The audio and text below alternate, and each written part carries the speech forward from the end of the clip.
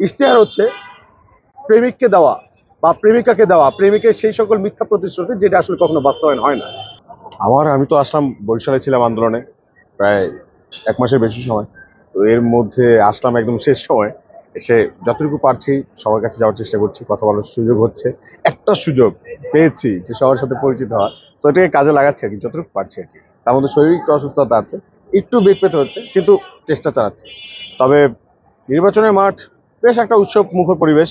তবে এই যে চট্টগ্রাম বিশ্ববিদ্যালয়, রাজশাহী বিশ্ববিদ্যালয়, আর হচ্ছে বাকৃবিতে গতকাল রাতে যে মানে পরিকল্পিত হামলা করেছে যারা, আমার কাছে পরিকল্পিতই লাগছে।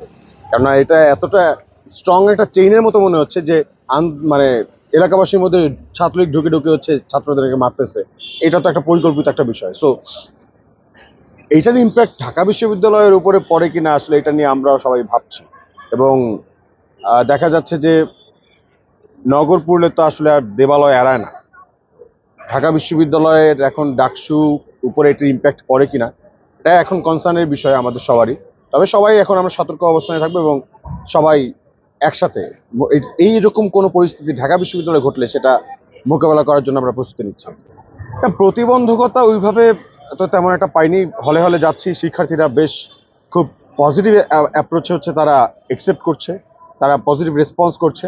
এখন পর্যন্ত বাধার সম্মুখীন হয়নি। তবে যেটা হচ্ছে দেখা যাচ্ছে যে অনেকের অভিযোগ শুনেছি, অনেক স্বতন্ত্র প্রার্থী যারা আছে তাদের অভিযোগ শুনেছি যে ভাই আমাদের ক্যাম্পাসের সংকটগুলোর চাইতে বিভিন্ন দলের এজেন্ডা বাস্তবায়ন করতে আসা বা সমর্থিত প্রার্থীদের মানে মানে দলীয় প্রচারণাই সবচেয়ে বেশি হচ্ছে।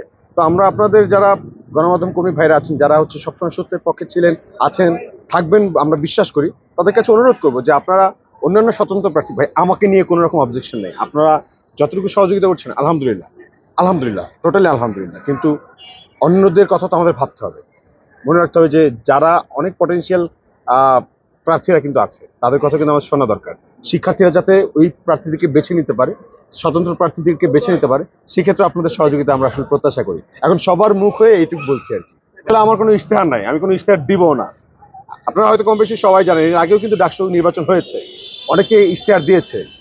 যে বাংলাদেশে আরো অনেক নির্বাচন মানুষ দেখেছে, নির্বাচনে বড় বড় হচ্ছে ভোট মানে প্রার্থীরা তারা বড় বড় ইশতেহার দিয়েছে, এইটু করবো সেইটু করবো, কিন্তু আদৌ থেকে সেগুলো হয়? ইভেন ধরেন ডাকসু যারা নির্বাচিত হয়েছিল, ভিপি হয়েছিল, এই করবে সেই করবে, কিন্তু তারা কি পরবর্তীতে ইশতেহার অনুযায়ী কিছু করতে পেরেছে? তারা কি শিক্ষার্থীদেরকে জবাবদিহিতা করেছে যে আমি কতটুকু করেছি কি করিনি? শিক্ষার্থীরা কি এটা বলতে পারবে যে তারা আমাদের কাছে এটা বলেছে? আসলে এই ইশতেহার এগুলো হচ্ছে মিথ্যে কথা ফলসবি।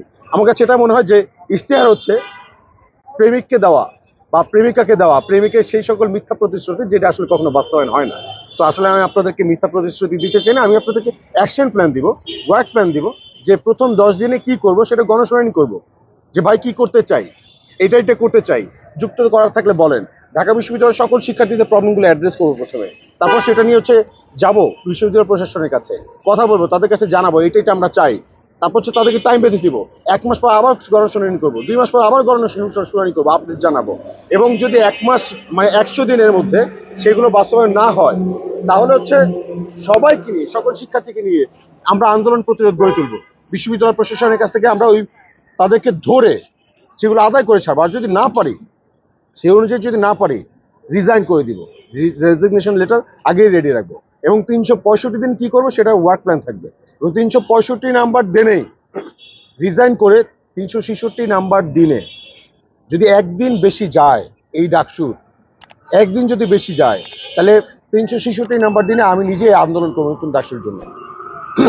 ভেরি স্পেসিফিক ভাই, আমাদের হচ্ছে উদ্দেশ্য ক্লিয়ার, মিশন ভিশন একদম ক্লিয়ার, যে ভাই ঢাকা বিশ্ববিদ্যালয়ের শিক্ষার্থীদের অনেক সংকট আছে, এগুলো হচ্ছে আমাদের সমাধানের জন্য সবাইকে আগে আসতে হবে, নামতে হবে, সমস্যার সমাধানের জন্য পথ খুঁজতে হবে, একসাথে লড়াইটা করতে হবে।